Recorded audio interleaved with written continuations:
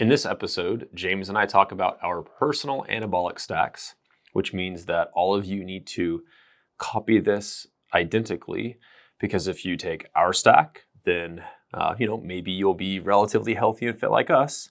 Or if you take Chris Bumstead's stack, maybe you'll be relatively healthy and fit like Chris Bumstead. But in all seriousness, that will obviously not happen. But we talk about many evidence-based PEDs like creatine, taurine, beta-alanine, and the various other things that we do, as it's a question that we get pretty often. So hopefully it at least satisfies from some curiosity and you learn a bit along the way. Welcome back. Thank you for joining us. Today we are talking about our PED and anabolic stacks. Anabolics. This is a topic people have probably speculated on. People like to know, I guess we could call this an installment of the what do you do or what do you take series. I think it was Andrew Huberman who divided people into different categories. Some people will say, well, tell me what to do. Rat research is good enough for me. Yep. Tell me what you do.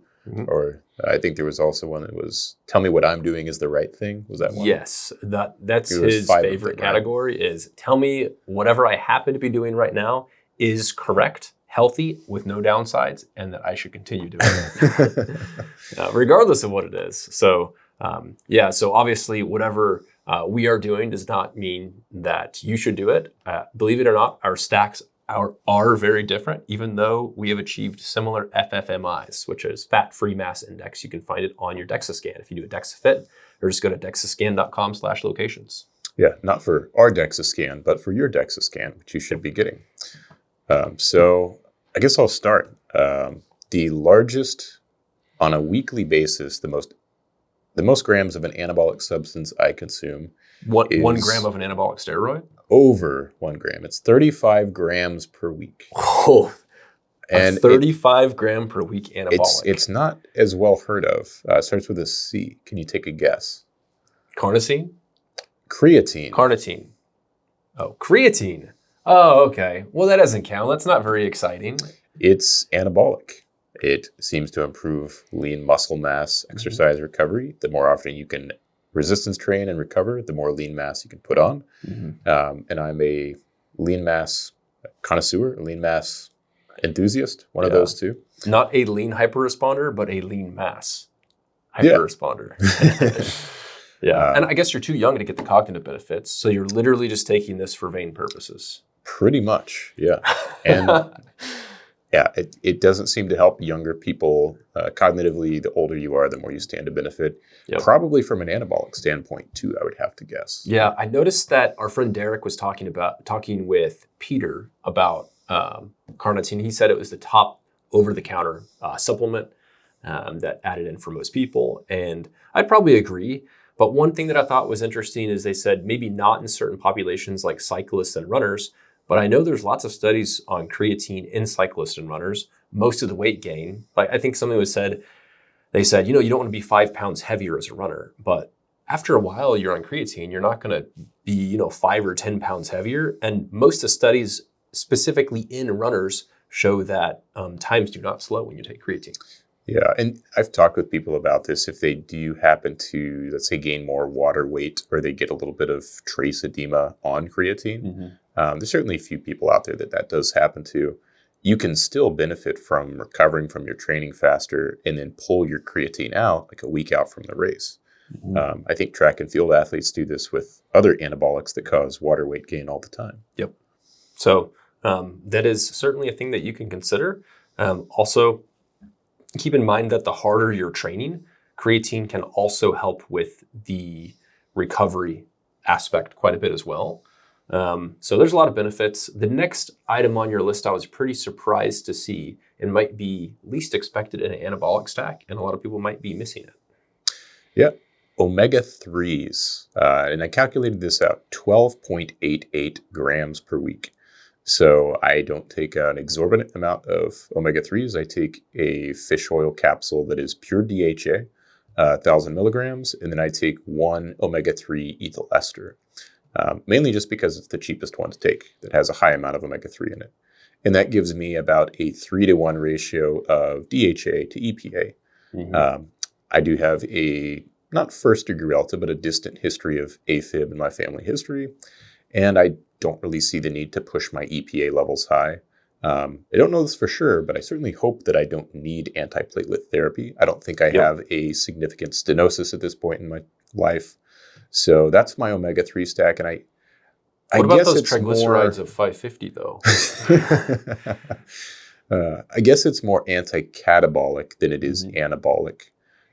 But the way I frame it as anabolic is that omega-3s also improve recovery between bouts of exercise. So, if you're able to approach, each set or each training session with a little bit more intensity and get more out of it, over time, that's going to be net anabolic. It seems like there's a consistent theme here where you are actually having to train to get the anabolic benefits.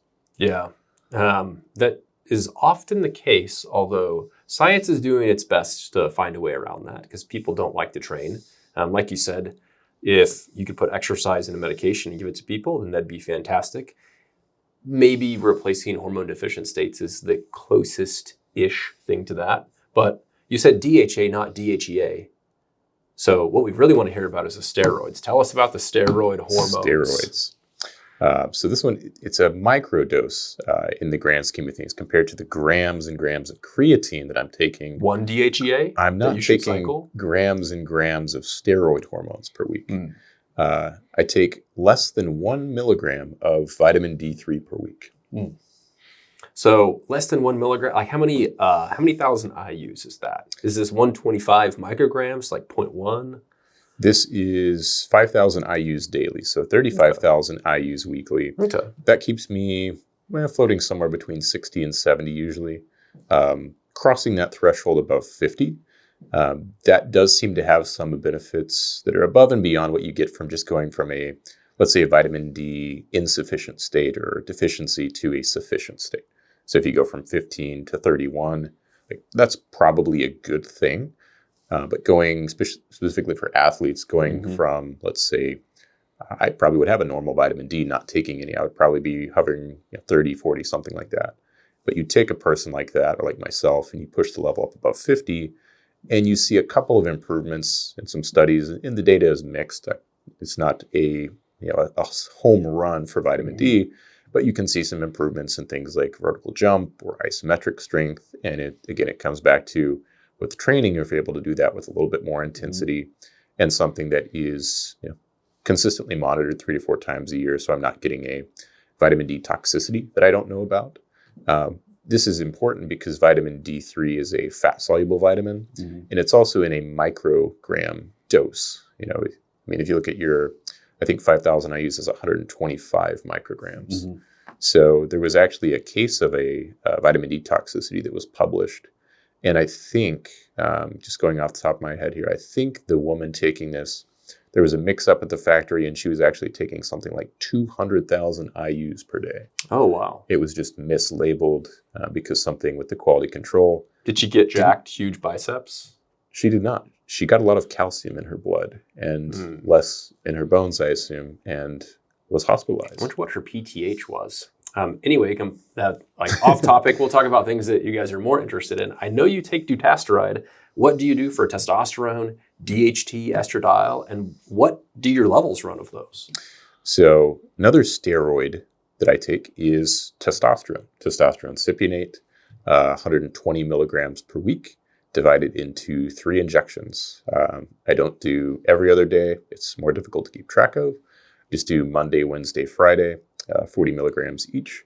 And that keeps my total testosterone levels around 800. My DHT levels are basically as low as I can get them. Last time they were less than 5 when I checked them. Wow. Estradiol. Do things work? Yes, they do. I'm just asking the questions that people are going to type in the comments. Yes. Because somebody's going to be commenting, I have never met a male on a 5-alpha reductase inhibitor or with a low DHT that doesn't have anxiety and no sexual function. People do like to type things like that. So I guess let's compare your regimen, which is basically 0.2 mils or 40 mgs 3 times a week with Dutasteride. I don't know how high your estradiol runs, or actually I do, but let's compare this regimen with somebody else. I know there's a lot of people, Andrew Huberman, Derek with more plates, more dates. A lot of people kind of are in this, every other day or 3 times a week, 30 to 40 mg category. How would you assess the anabolic potential off or on the dutasteride?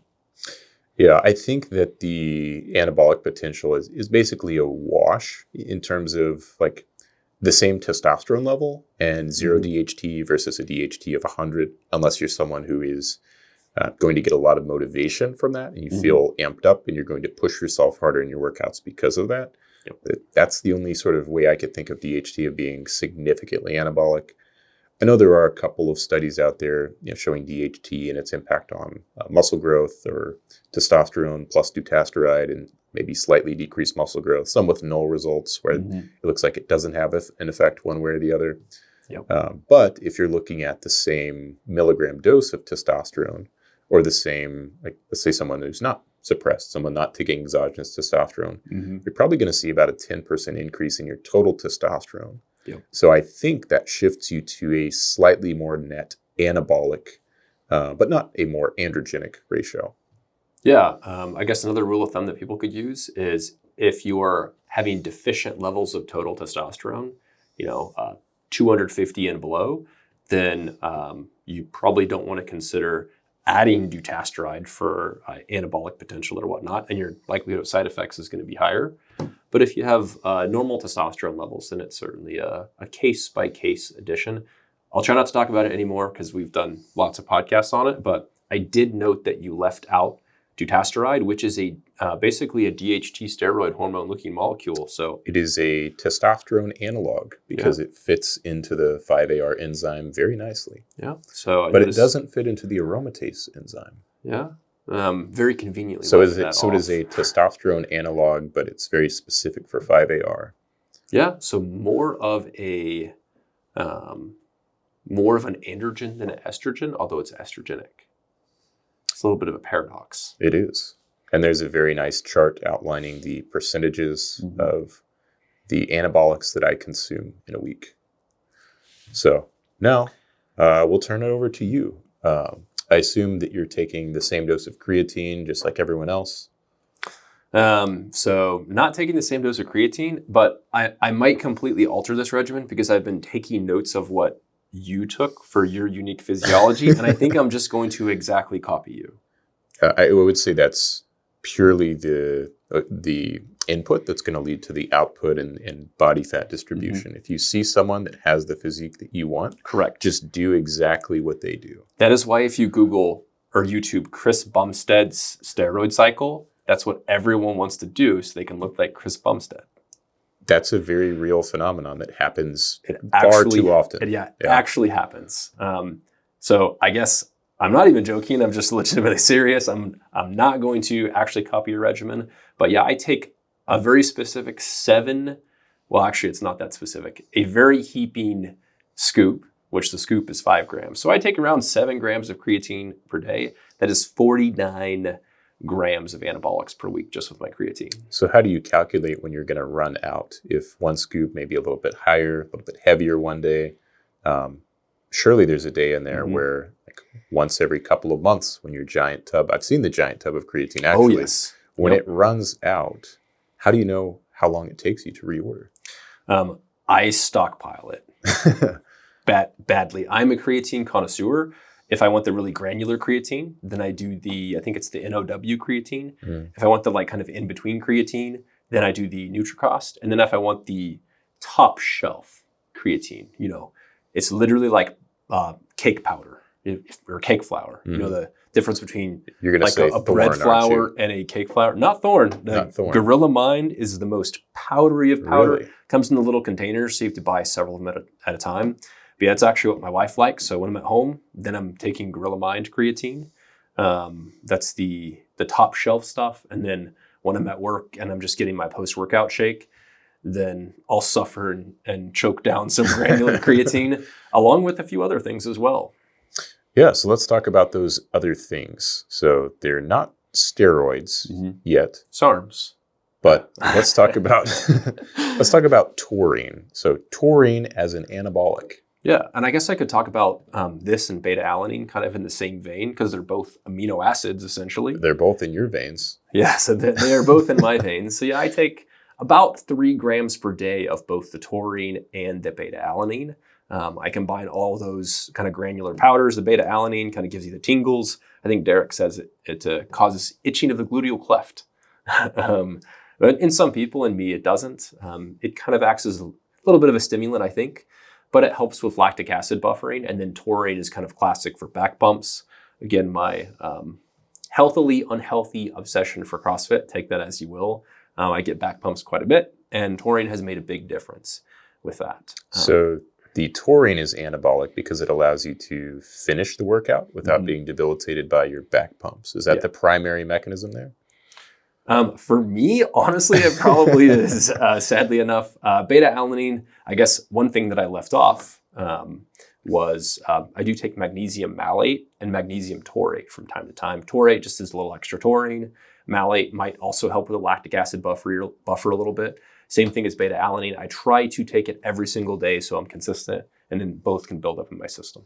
Yeah, and I've heard mixed reports on the magnesiums and the different types, but I think I've heard malate specifically, just anecdotally, people think that helps more with their DOMS, their delayed onset muscle soreness, so that you can go back the next day and train again. And like we said, the more you train, the more you recover, the more you can go train again, the more hypertrophy you're going to get. Yep. And training regimens, we've briefly touched on them in the past.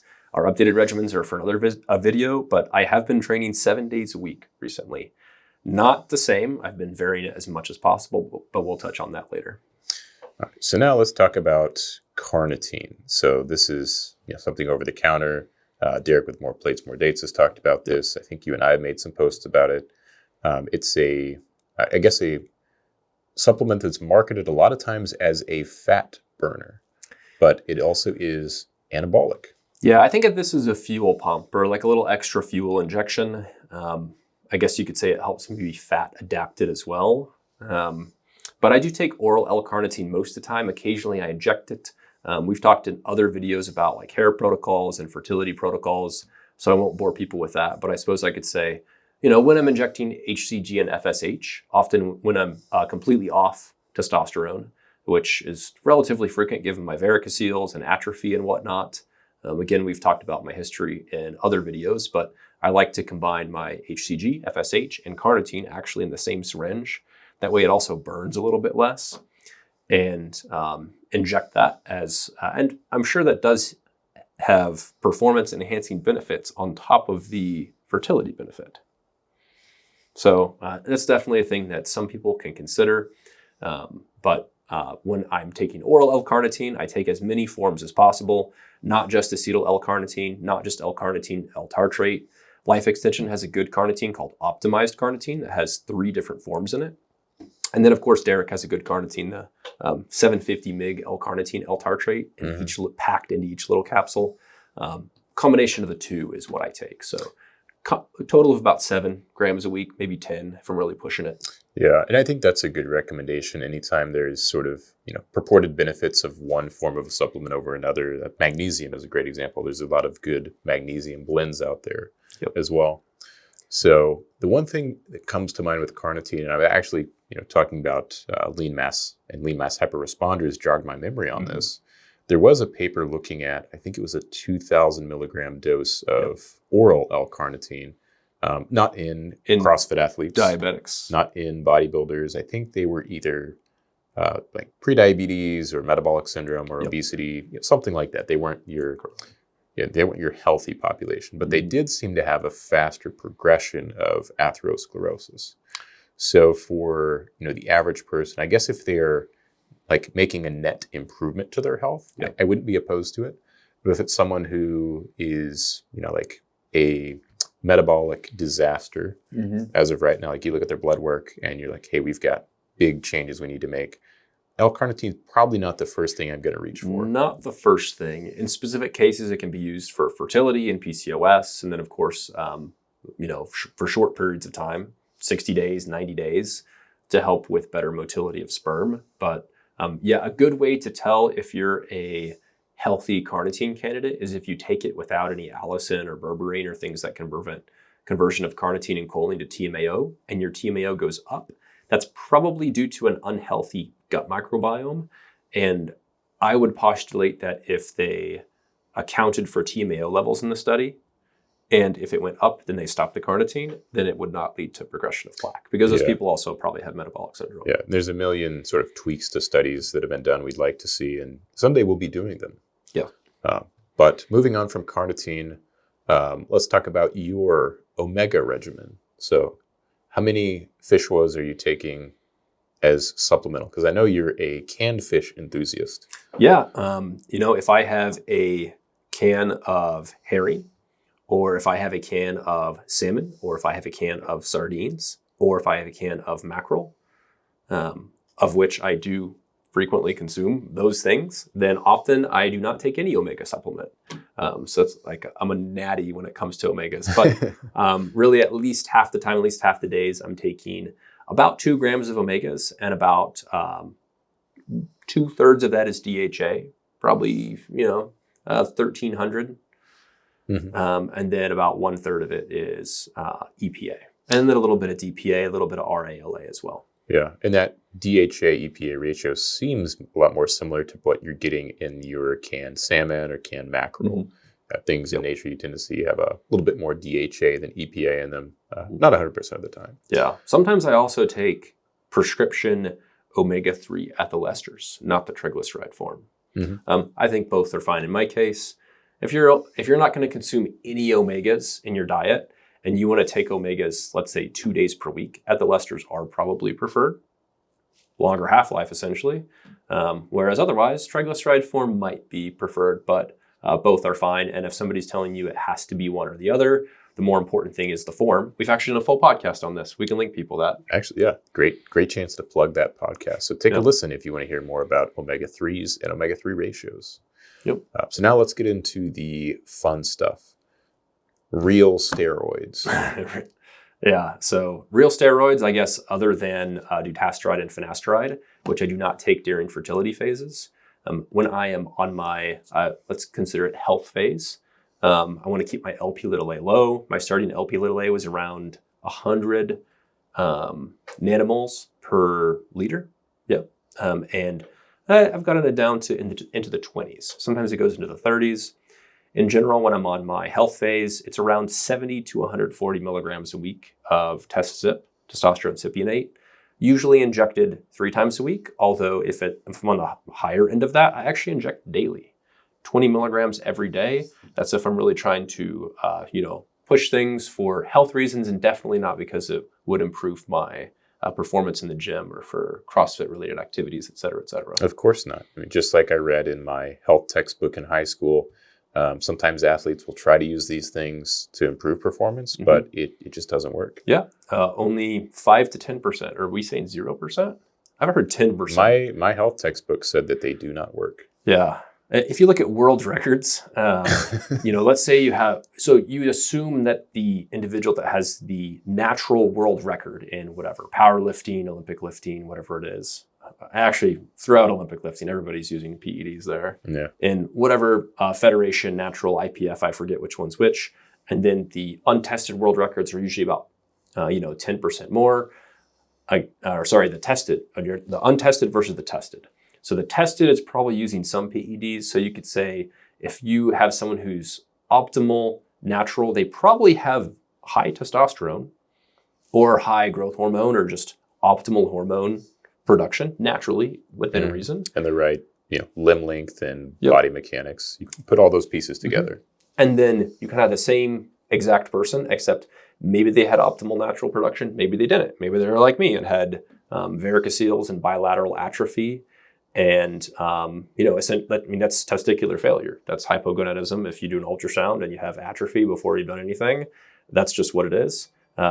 Someone in my scenario is going to benefit a heck of a lot more than somebody with already completely optimal testosterone production. So some people it might help 5%, some people 10%.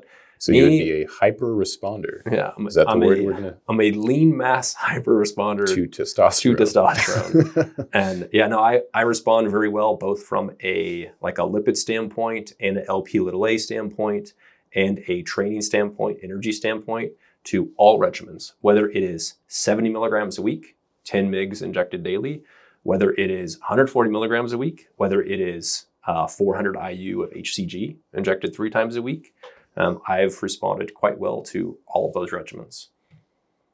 And here's your pie chart. This is much more interesting to look at than mine because you have the nice colors and you can barely see it, barely make it out. You probably have to zoom in to see this, but between the orange triangle and the blue triangle, there's a little sliver there that represents testosterone. Yep.